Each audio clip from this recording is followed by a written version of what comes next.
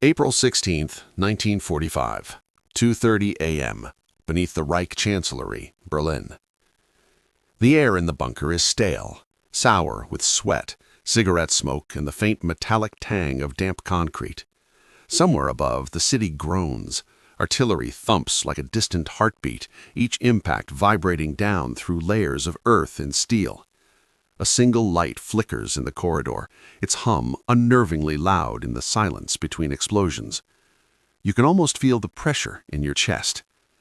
Adolf Hitler stands hunched over a map table, his left hand trembling as it grips the edge. Red pins, too many of them, crawl toward Berlin from every direction. The Reich is collapsing in real time, and everyone in the room knows it. No one says it. Around him, his inner circle watches. Not with loyalty, not even with hope, with fear. Not the fear of defeat, that has already arrived, but something far more personal, more intimate. The kind of fear that keeps men awake at night when the slogans no longer work and the uniforms no longer protect them. This is where the story begins. Not with tanks, not with generals, but in that moment, these men realize that losing the war means losing themselves. A shell detonates nearby. Dust sifts from the ceiling like gray snow. Hitler doesn't look up. He mutters about Steiner's counterattack, an attack that exists only in his imagination now. No one corrects him. They've learned better. Heinrich Himmler stands rigid near the wall, hands clasped behind his back, his round glasses reflecting the map's harsh light. Reichsfuhrer SS, architect of terror, the man who once imagined himself as Germany's medieval knight reborn. But here, in the bunker, there is no knight, only a man terrified of being seen. Hermann Göring is not present tonight. Officially, he is still Reichsmarschall, still Hitler's designated successor. Unofficially, he is miles away, surrounded by trunks of uniforms, paintings ripped from European walls, and crates of fine wine. He tells himself this is a strategic relocation. In truth, he is running from hunger, from humiliation, from the prospect of a future where no one salutes. And then there is Joseph Goebbels, pacing like a caged animal, his limp exaggerated by agitation. Propaganda minister, master of words, the man who built an entire universe out of lies and demanded that millions live inside it. What happens when that universe collapses? What happens when the audience leaves? Outside, Berlin burns. Inside, the men who promised a 1,000-year Reich are counting hours. This is not the story of how Nazi Germany lost the war. This is the story of what its leaders feared when they realized they might survive it. The bunker is quiet now, unnaturally so. Hitler has retreated to his private room. The meeting dissolves without ceremony, no salutes, no speeches, just the soft shuffle of boots on concrete as the men drift back to their corners of the underground maze. Himmler walks alone. His polished boots echo faintly as he moves down a narrow corridor, past doors marked Fernsprechraum and Lagebesprechung. He avoids mirrors, he always has, tonight more than ever. For years, Himmler cultivated an image of icy control. He spoke softly, clinically, about mass murder. He wrapped genocide in bureaucratic language, resettlement, special treatment, final solution, words designed to distance himself from the blood. But the walls are closing in now, and with them the questions. What happens when there is no Führer to hide behind? What happens when the paperwork becomes evidence? Himmler knows the Allies are coming. He knows about the camps being overrun, Majdanek, Auschwitz, Buchenwald. He knows photographs exist, bodies stacked like cordwood, survivors who can speak. And Heinrich Himmler, more than any man in the Reich, understands the power of witnesses. His fear is not death, it is exposure. He imagines himself stripped of rank, of ritual, of myth, standing alone in a courtroom, his crimes reduced to plain language, no runes, no banners, no destiny. Just a small, unimpressive man being stared at. The thought makes his stomach clench. Elsewhere in Germany, Hermann Göring reclines in a velvet chair, a silk robe draped loosely over his massive frame. The room smells of perfume and cigar smoke. Servants move quietly, pretending not to notice the distant rumble of war. For Göring, the Reich was never about ideology, not really. It was about indulgence. As a First World War ace, he had tasted adoration early, the medals, the women, the sense that the world owed him comfort. Nazism was merely the vehicle that delivered it on an industrial scale. Palaces, art collections, tailored uniforms for every occasion, tables groaning under food while the nation starved. He told himself he deserved it. Now, the phone rings less often.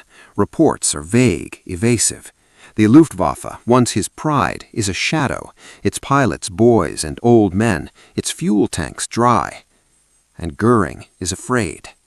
Not of prison, not even of execution. He is afraid of cold rooms, of thin soup, of being told no. He cannot imagine a world without servants, without applause, without excess. The idea of standing in a ration line horrifies him more than Allied bombers ever did. When he sleeps, he dreams not of defeat, but of hunger. Back in Berlin, Joseph Goebbels stands in his office, staring at a stack of unused newspapers. Headlines already written for victories that will never come. His fingers trace the bold Gothic type. Words were always his weapon.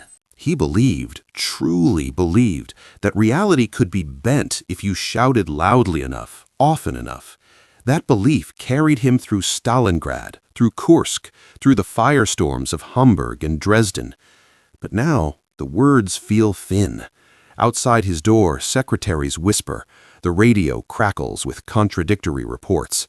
Soviet artillery is close enough that the windows rattle. Goebbels closes his eyes. For him, the fear is not physical, it is metaphysical. A world without National Socialism is a world where his life's work becomes meaningless, where his speeches become punchlines, where his voice is no longer feared. What is Joseph Goebbels without an audience conditioned to believe? Nothing. And nothingness terrifies him. He thinks of his children sleeping upstairs in the Chancellery apartments, blonde hair, carefully photographed symbols of Aryan domestic bliss. He wonders, briefly, what kind of future exists for them if the Reich falls. The answer comes unbidden. None. These men once stood at the apex of power, their decisions shaping continents. Now, stripped of certainty, their fears turn inward, gnawing and personal. They do not speak of it openly, not yet, but the signs are everywhere. Furtive glances, sudden disappearances, whispered plans for negotiation or escape. Loyalty frays, faith evaporates. The mythology that bound them together is dying, and in its place, something far more dangerous is emerging: self-preservation. As dawn approaches Berlin, the guns do not stop. The bunker trembles again. Somewhere deep inside, a realization settles like a weight on every chest. The war is ending, and the end will not be kind. What each man chooses to fear and how far he will go to escape it will soon shape the final, darkest chapter of the Third Reich. April 17th, 1945, 5:15 a.m. A narrow corridor beneath the Reich Chancellery. Himmler moves past the flickering lights, the sound of distant artillery hammering like the pulse of the city itself. Each step echoes in the bunker's concrete veins, a hollow reminder that the empire he helped construct is cracking. He pauses at a mirror tucked into a corner, a rarity in the bunker's utilitarian corridors.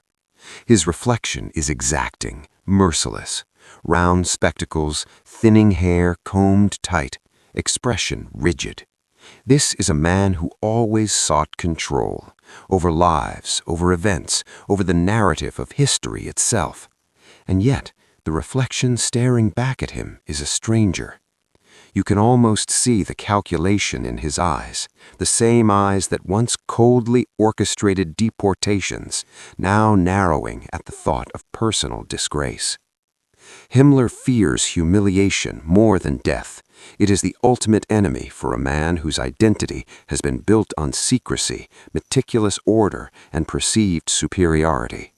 The public knows only the sanitized image, the solemn architect of the SS, the faceless servant of the Führer. The reality, the evidence of his complicity in genocide, cannot be reconciled with the image he has spent decades crafting. He imagines headlines he does not want to exist. SS chief faces justice. Architect of the Holocaust exposed. Not death, exposure. Being seen as the small, ordinary bureaucrat behind monstrous deeds. He turns away from the mirror.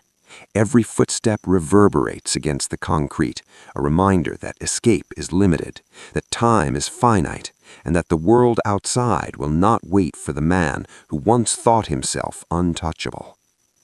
Meanwhile, Hermann Göring sits in Obersalzberg, the Berghof.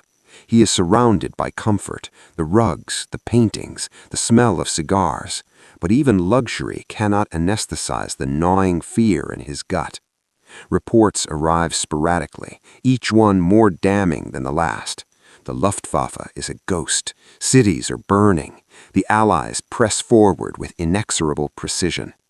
And yet Göring's mind drifts to another loss, one far more personal.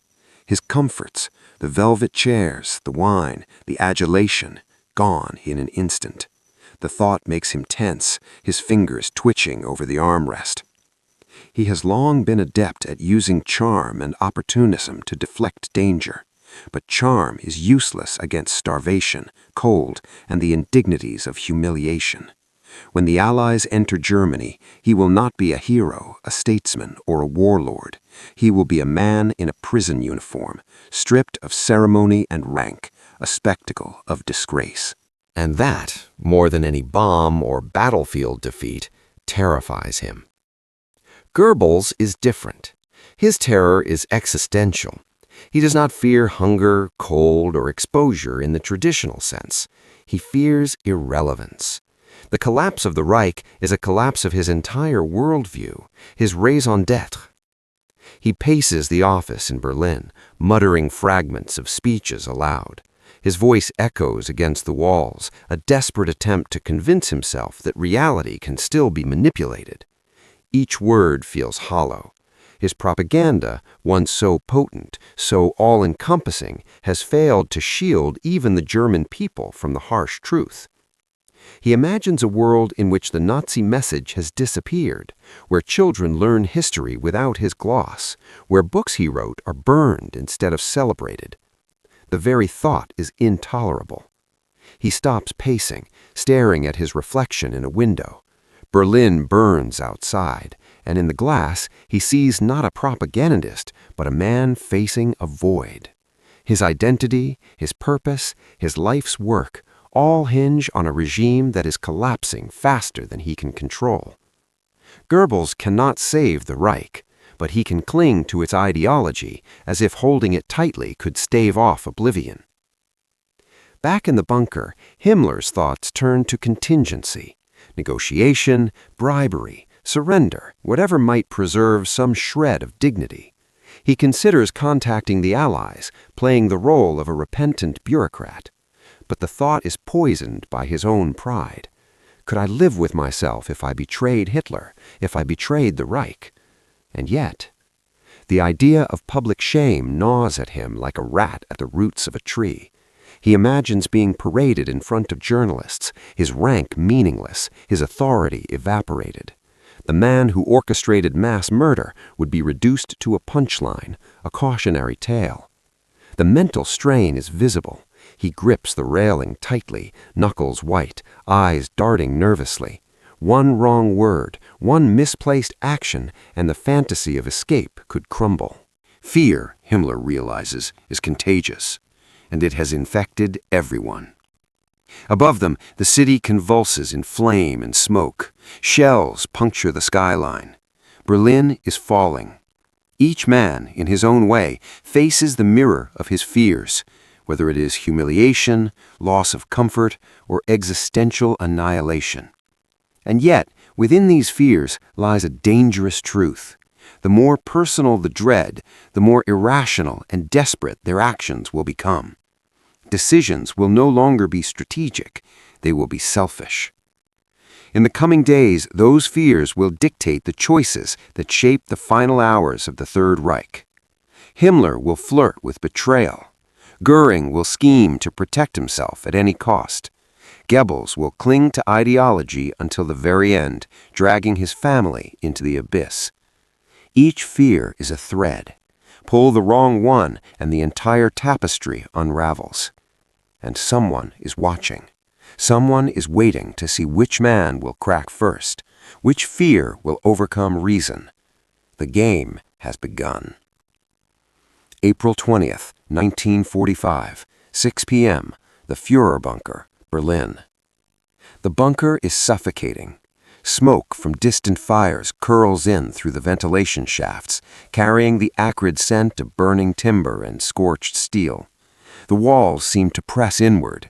Outside, Berlin is no longer a city. It is a battlefield, a tomb, and a monument to failure all at once. Adolf Hitler stands in his private quarters, rigid, pale, and hollow-eyed. It is his birthday, 56, but the day feels meaningless. The men around him are subdued, shadows of themselves, their private fears now fully exposed. Each one carries a weight far heavier than maps or strategic reports, the fear of nothingness, of exposure, of loss beyond measure. Heinrich Himmler, once so composed, now walks through the corridors like a man possessed. He has made contact with the Allies through back channels, a plan, a desperate scheme to save himself. Betrayal hums in his mind like an electric current. His meticulously maintained self-image, the master planner, the architect of order, is at risk of collapse. He imagines the moment of reckoning, the courtroom, the world is watching. Himmler shudders. The thought of being stripped of titles, of being reduced to mere humanity before history, fills him with a terror so profound it twists his stomach.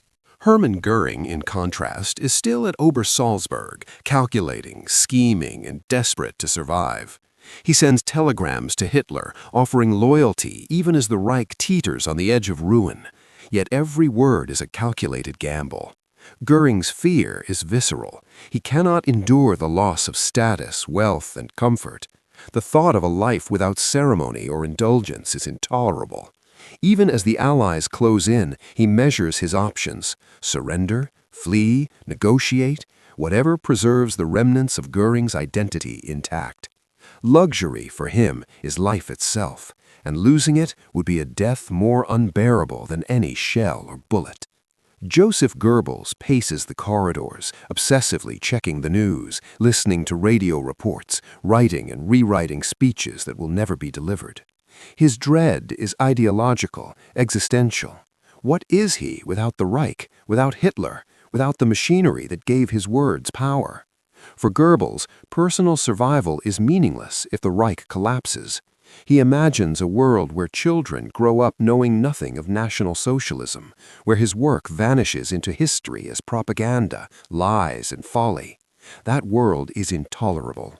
And so, in the final hours, Goebbels makes a choice, one that intertwines fear, ideology, and despair in a single, irreversible act. He will not survive alone. His family, emblematic of the Aryan dream he promoted, will not survive the Reich's collapse either. Inside the bunker, Hitler's own fears are now tangible. Not of defeat, not of death, but of irrelevance. The Führer has always defined himself through power, charisma, and the adoration of the German people. Without these, he is nothing. The knowledge that he will leave no lasting empire, no future historians glorifying his vision, gnaws at him with a relentless ferocity. His inner circle reflects him back in miniature. Each man's fear mirrors his own in some distorted form. Himmler's of humiliation, Göring's of indulgence lost, Goebbels' of ideological erasure. And together they make decisions that will seal their fates. April 22, 1945. Himmler attempts to negotiate his surrender. He hides, he schemes, but the world he tried to control slips from his grasp. Allies are not charmed by rank, nor swayed by former titles. His reputation, once untouchable, collapses under scrutiny and evidence. Humiliation awaits him, and with it, the end of the myth he carefully constructed. Göring is arrested as he attempts to claim authority over the shattered Reich. His opulence, his self-importance cannot protect him. The world has changed. Cold, hard reality strips him bare. Goebbels chooses death over humiliation. He takes his family into the same abyss he fears for himself, an act of ideological finality, a refusal to exist in a world without Nazism.